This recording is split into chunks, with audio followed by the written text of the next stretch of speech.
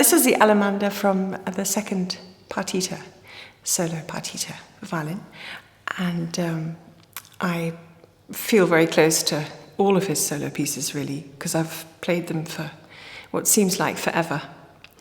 And obviously played them in concert quite a bit, recorded them.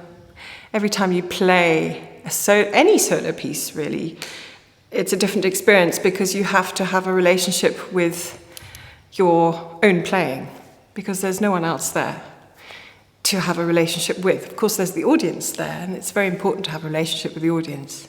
And actually, I think about that a lot, even before I play.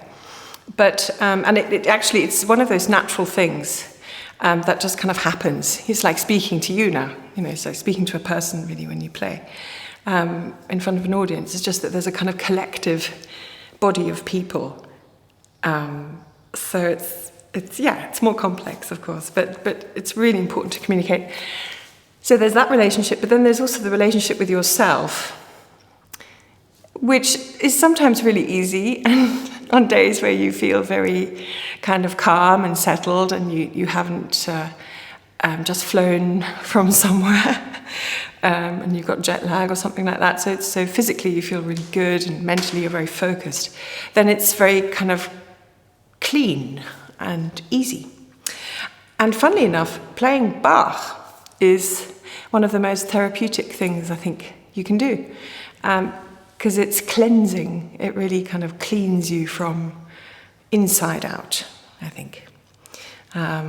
You have to have a clear mind to play it, but if your mind isn't particularly clear, it helps you clear your mind, because the lines are so defined, the counterpoint is so clear. It's in a way, it's always like reading a map, a really, really well laid out map with everything on there. You don't have to add anything, there's nothing missing, and you know exactly where you need to start, and it shows you where to go and where to pause and how to behave, basically.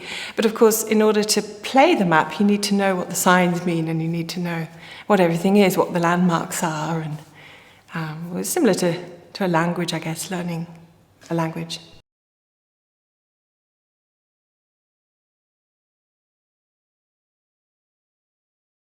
I think his music is clear, always clear.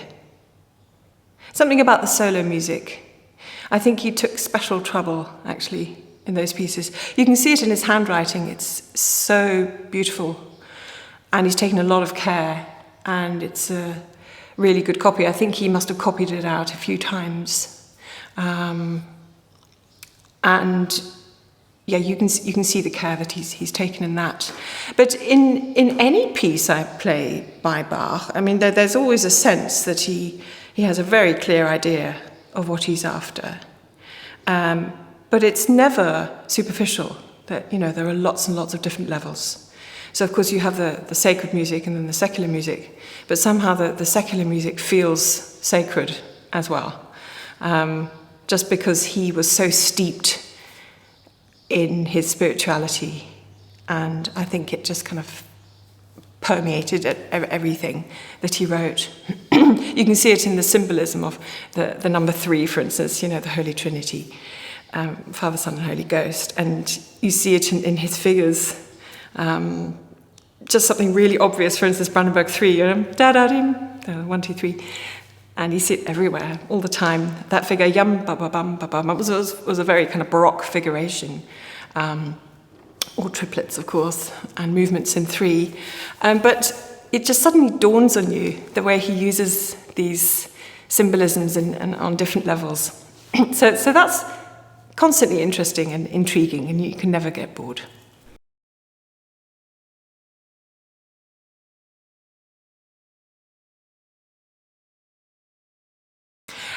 In some ways, yes, because it is so multifaceted. I think you need to really look very carefully at the score. Well, that's obvious with everything, you need to look very carefully, but because his lines are so very clear,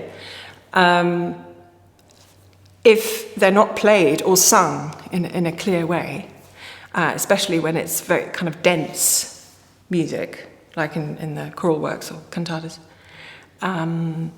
then I think it is possible to lose some things. Of course, you have to be very careful about what you're bringing out. And so if everyone in the group or the ensemble or whatever, if everyone has that mindset and is very aware of everything else going on and aware of the necessity of this, it works. And of course, it's a huge education, of course, because you're not just playing your own line, but you're listening to everyone else at the same time. And this project I'm doing at the moment with the students from the Juilliard and the Royal Academy of Music in London has really actually highlighted those things because they're still studying. They're all really, really, really great players, but they haven't necessarily developed this kind of awareness yet, collectively, maybe individually. And so you can hear when some of the players are really just thinking about their part. It happens to all of us sometimes. And of course, then you really need to encourage this way of just listening out for the whole phrase, the shape of the whole architecture, the whole landscape, and of course the nuance within that. That's the balance to get that. I think is not easy. But back to your question, is it easier to perform his music or to read his music? In a way it is, because it's so very clear. I think once you know the language, it takes some time to learn the language. I mean, I'm still learning.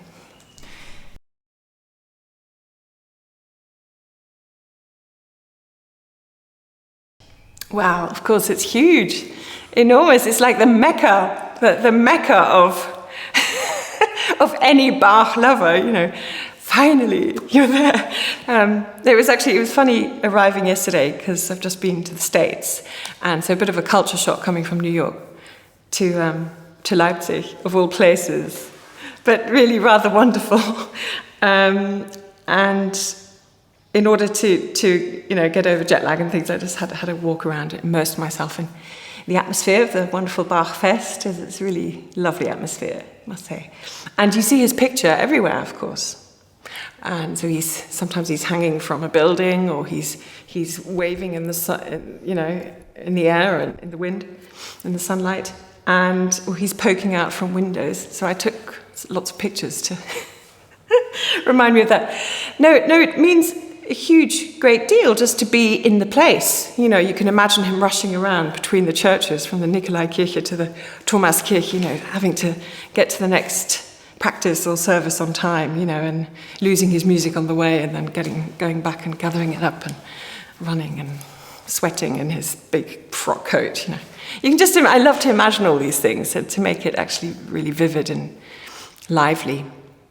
I like to imagine him composing at night, with just one little candle. Or well, maybe he had more candles, but I imagine he was saving. Yes, so it's a big deal. It's a big deal to be here. But at the same time, when you're here, like sitting here, you're very much in the time of today, in the present moment, and it also feels very natural to be here as well. So it's fantastic, yeah.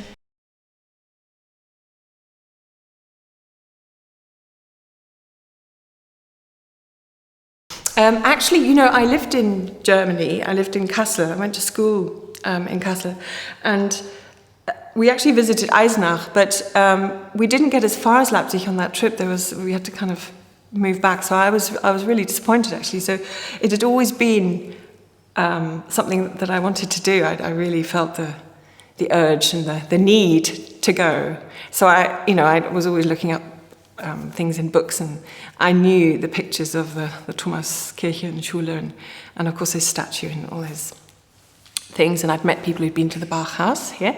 And then I finally made it when I was actually living in London, and I was playing for Trevor Pinnock, and we were playing in Wiesbaden, and we had a day off, so I got on the train and I came here.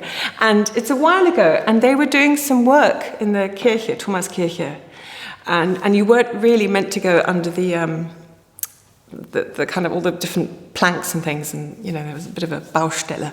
And so actually I was actually a bit naughty. Maybe I should not admit to this, but I actually went in a little bit when no one was looking and just had a good look. Saw all the windows and had lots of shivers down my back.